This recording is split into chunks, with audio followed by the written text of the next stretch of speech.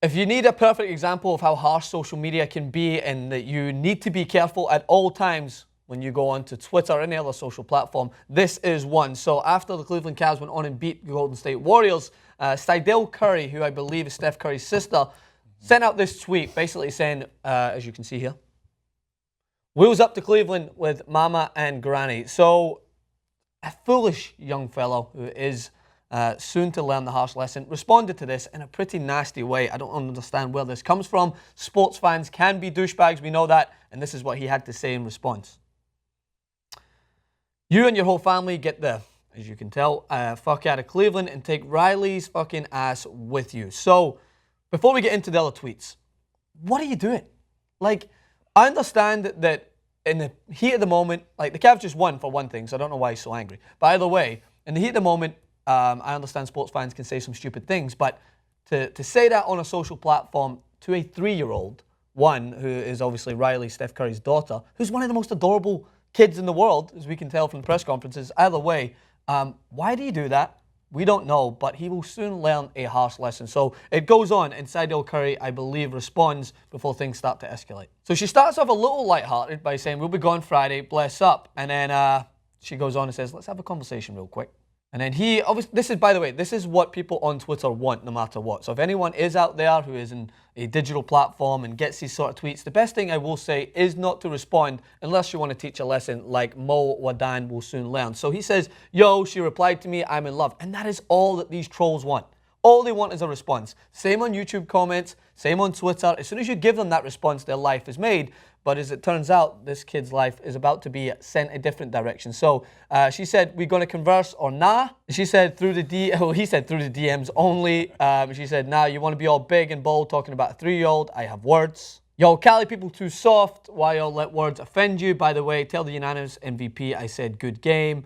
One, I'm from North Carolina, not Cali. You're talking about my niece, blood, an innocent 3-year-old. I let it go the first time. It's a fucking joke. Why y'all being so soft? Say something about my little bro and my Avi, and I'm just laugh. It's not deep. But we care about our family and don't accept any disrespect." As you can see, you can be strong and let it random. By the way, it just goes on and on. But we want to get to the main point, which is the tweets from Holton Wise, his current employer at the time, but no longer his employer. So Jake Jolly was one of the people to point out that this entire tirade between Sydel Curry and Mo Wadan, I believe is how you pronounce his name, at least on Twitter. And if you take a look at this tweet, so they start pointing it out and they start quote to you. "So better start preparing your, quote, my account got hacked defense for your bosses."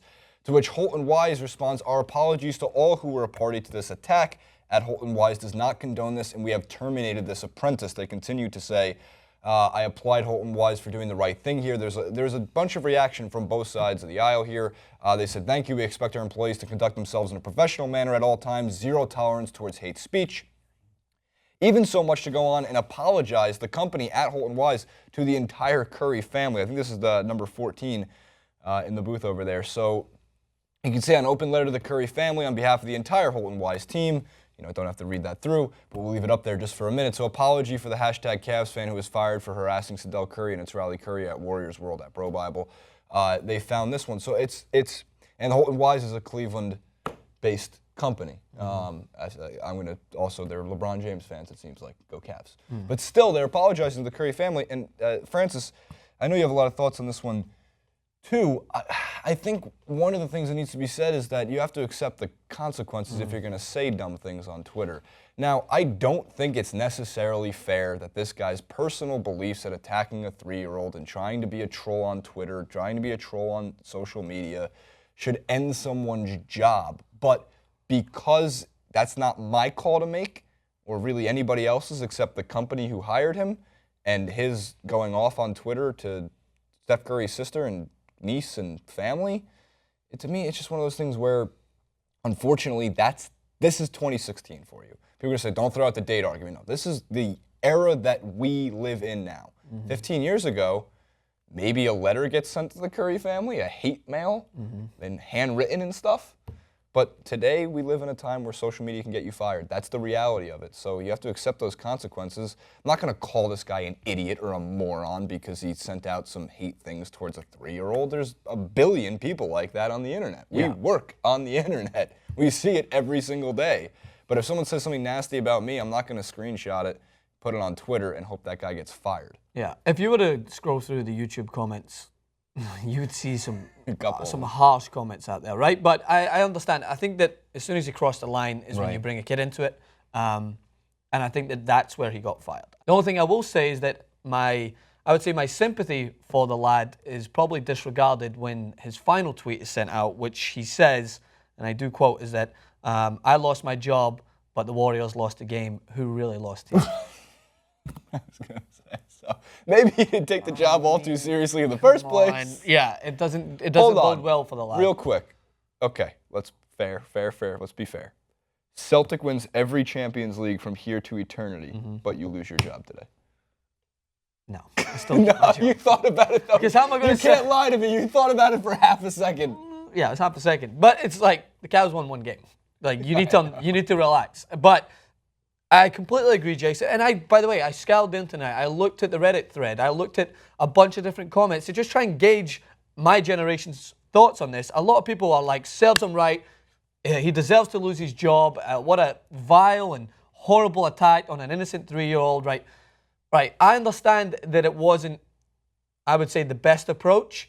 But say, for instance, you, sports fan, I'm talking to you out there, were recorded at any sporting event you go to when you are shouting everything you can to try and discard their opponent, when you're shouting everything at the fans, when you're shouting everything at LeBron James, whatever else, then, like, it's such a fine line, right? If you're shouting racist or derogatory terms or anything, you deserve to be punished. If you're attacking an innocent 3-year-old, you probably deserve to be punished. But I'm just saying that this culture, the only thing I can point out in this without going either way is that be careful. No matter what age you are, no matter what you do for a living, it can come back and haunt you. And social media is a very powerful tool, but it can also be a very harsh tool when it's traced back like this. This lad, there's no way on God's earth he thought he was getting a response, and there's no way in God's earth he thought that he was going to lose his job over it. But as you mentioned there, Jason, it's actually a fair point.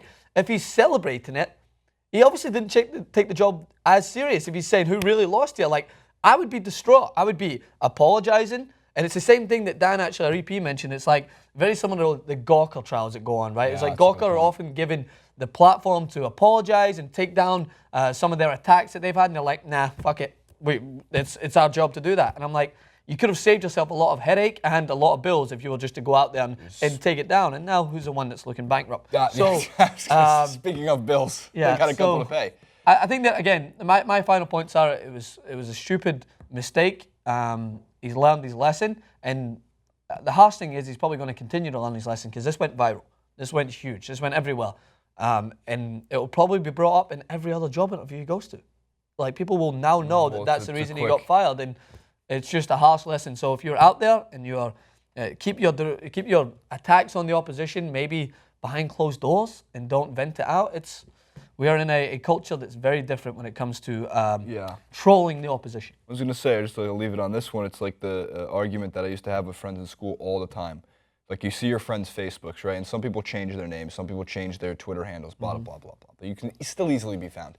The argument I used to have is that when people would have, whatever it would be, paraphernalia on their Facebook pages, them getting drunk in photos, whatever it might be, it was always that argument of, take those down. You don't need them there because you're going to be applying for jobs soon. And if you don't think your employer, and whether they judge you or not, maybe they want that type of person, whether they judge you or not isn't the point. The point is that you want to look professional when it comes to applying for those things. So when you see that these Twitter things happen, this guy, as you mentioned, yeah, it's not worth it. And by the way, changing your middle name on your Facebook page is not going to get you away with that one. That's easily be found. So the advice to the world out there is be a little bit hesitant on social media. Maybe proofread your tweets. And maybe make sure that if you don't think you're going to get a response, take this as an example, you might. Regardless, that's the world we live in. So, social media can get you fired. Are you basically telling me that I should take down the picture of me doing a keg stand a few weeks ago? Yeah, maybe. Well, no, what the difference is you're of age. You're 37 years old. In Scottish years, they have a different currency or something like that. So you're allowed to do that. It's like the 18-year-olds on there who are like, oh, look at this, 2 beers. Yeah! Oh, so you're underage drinking. All right. And plus, your mum's probably going to see that because whether you believe it or not, your mum will find a way on social media. Come back to TYT Sports for more advice on how to get a job on social media or how to get fired on social media. Comment below.